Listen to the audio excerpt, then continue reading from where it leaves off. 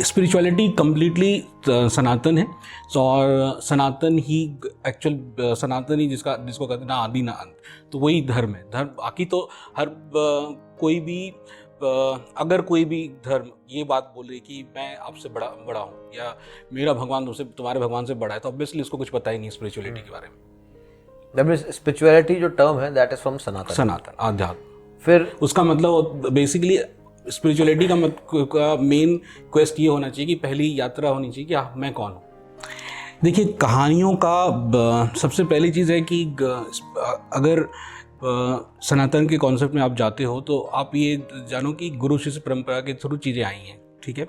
लिखित करके कुछ भी नहीं, मौखिक। हाँ, तो अगर कोई चीज़ लिखी हुई है तो फिर उस पर तो मैं नहीं मानूंगा, क्योंकि जो अगर इसीलिए स्पिरिचुअलिटी में बार बार मैं आपको बता रहा हूँ कि ये आपकी अपनी यात्रा होती है, जिसमें कोई आपको कहीं से पढ़कर इससे कुछ नहीं होता है।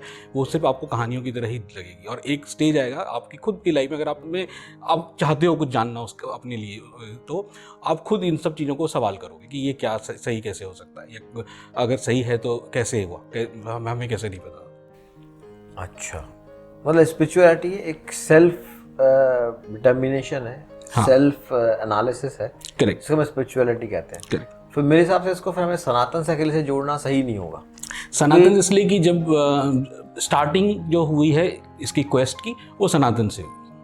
मतलब पहले जब मैंने इवोल्यूशन की बात किया है, तो जब इंसान को ये समझना था कि हुआ क्या, आखिर ऐसे कैसे डेथ हो रहा है और क्या है, कौन, कहीं तो कुछ तो होगा ना, किसी ने कुछ तो छोड़ा होगा हमें कोई तो होगा, कोई ऐसी क्रिएटर होगी, कोई ऐसी पावर होगी। तब वो जो क्वेस्ट था वो सनातन का क्वेस्ट था, इसलिए मैंने आपको बोला सनातन।